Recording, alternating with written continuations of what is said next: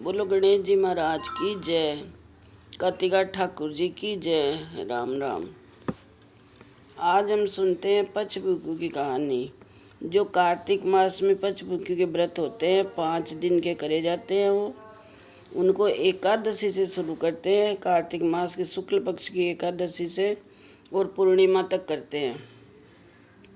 इनका विधान ये है कि 2 दिन पहले तो निराहार रहते हैं, फिर तीसरे दिन बीच में त्रयोदशी को एक टाइम भोजन करते हैं, फिर चतुर्दशी और पूर्णिमा को निराहार रहते हैं और फिर इसका पारण करते हैं। अपनी श्रद्धा अनुसार ब्राह्मण को दक्षिणा, वस्त्र, अन्न दान, जैसे भी आपकी वो हैसियत वैसे दान पुण्य करके इसका पारण खोलते हैं। इस तरह से ये व्रत करे जाते हैं 5 दिन के। उनकी कहानी हम आज सुनते हैं। पंचभूखों की कहानी जो हम मारवाड़ी में सुनेंगे। एक साहूकार को बेटो बी की बहू हुई एक। बा कार्तिका महीना में उठकर रोजीना गंगा जी नहाने जाती और भी को नियम हो कि मैं सबसे पहले नहाऊं, कोई पराया पुरुष को मैंने मुंडो नहीं दिखे। एक राजा हो, वो भी रोज सुबह गंगा जी में जल्दी नहाने जातो, तो वो सोचतो कि वो पानी हाल तो हुए मैंने क्यों दिखा गंगा जी को। मैं तो अति जल्दी आऊँ तो मेरे से पहले भी अठे कोई नाक कर जावे है ही को मतलब। तो वो फिर एक दिन जल्दी आयो और तो वह साहूकार का बेटा की बहू नाकर निकल रही। तो वो राजा बैठा पूछ गयो, तो बिन एहसास हो साहूकार के बेटा की बहू ने के कोई अठा आएगो है। तो वह जल्दी जल्दी फटाफट जावा लगी। तो जल्दी कमाए न बाप की माला, गला की और पगा की मोचड़ी बठे ही भूल गई। राजा आयो तो वो देखो कि भाई मोचड़ी और माला जरूर कोई स्त्री की है, जो अति सुंदर है, तो बान पैर वाली कितनी सुंदर होगी। तो राजा हो तो भी नींद खराब होगी, तो वो बना आपके घर ले गो और जाकर नगरी में हेलो फिरा दियो कि जी को भी गंगा का घाट के ऊपर माला और मोचड़ी छुट्टी है, बा औरत मेरे कने 5 दिन तक रोज आवेगी। जो साहूकार की बेटा की बहू ने पतो चलो तो बा कहो भाई ठीक है, कोई बात को नहीं आऊँगी, पर भी राजा ने जाकर आ बोल दो कि कोई भी एक बटे साख भरवा कताई चाहेगो। आऊँगी तो मेरी साख भरनी होना चाहिए, बटे साक्षी होना चाहिए भाई आई ही। तो क्यों ठीक है। तो राजा गंगा जी के घाट के ऊपर एक सुओ लगा दियो पिंजरा के मायने, और सुआ ने कहो कि सुआ बजद भी आवे ने तो तू मैंने बता दे। क्यों ठीक है बता देशू।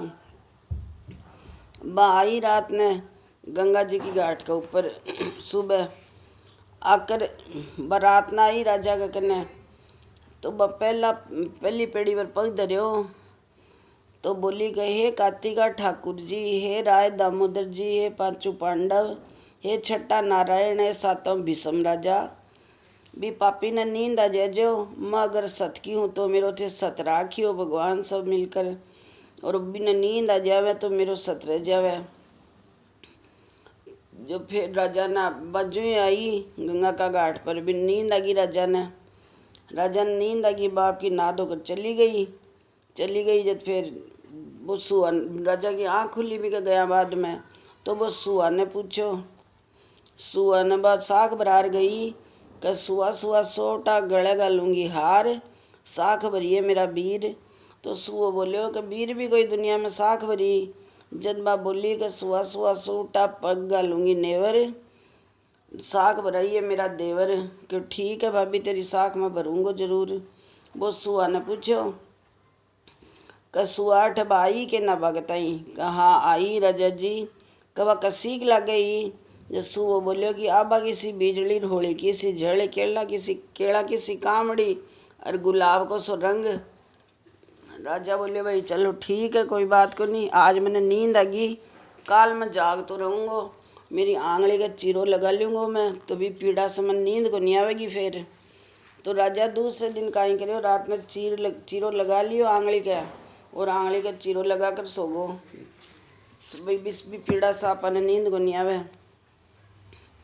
बात तो फिर भी यही बोलती आई और फिर राजा ने नींद आएगी, बस सुआ ने साग बरार चली गई। फिर वो सुआ ने पूछो, सुआ बा आई के राजा जी आई ही।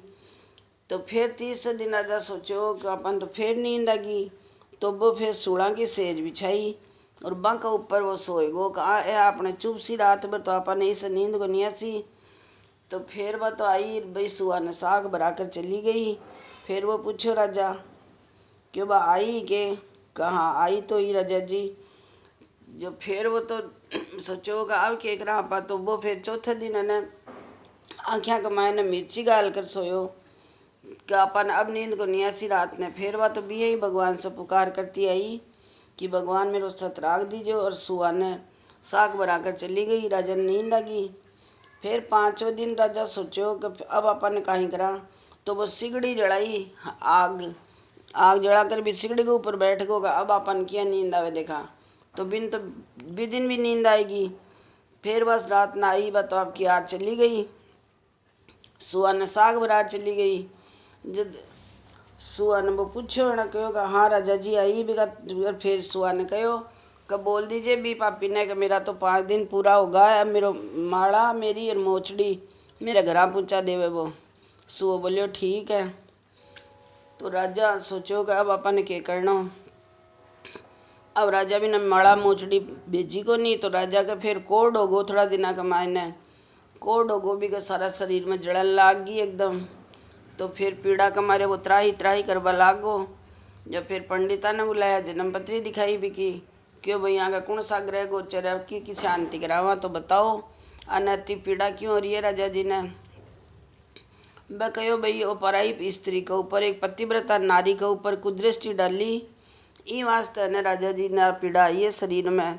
तो कोई अभी को कष्ट निवारण किया हुआ है क्यों अब भी सही माफ़ी मांगे भी का नायड़ा जड़ से नावे तो आगो कोड़ जड़ सके। राजा भी साहूकार के घेरा माड़ार मोचड़ी लेर गयो क्यों ए तो दे दो थारी बहू ने। और भी नहीं कह दो कि बाप का नायड़ा जड़ से ने मेरे छांटो देवे जना मेरी कोड़ जड़ सी। जद कहो कि बा तो कोई पर्या पुरुष को मुंडो देखे ही को नहीं कदे ही बा थारे सामने किया सी। जद फिर क्यों तो को कोई उपाय क्यों बा नावे ने जी नाली के नीचे थे बैठ जाओ भी जड़का थांगे छांटा लाग सी तो थांगे कोड़ जड़ जैसी।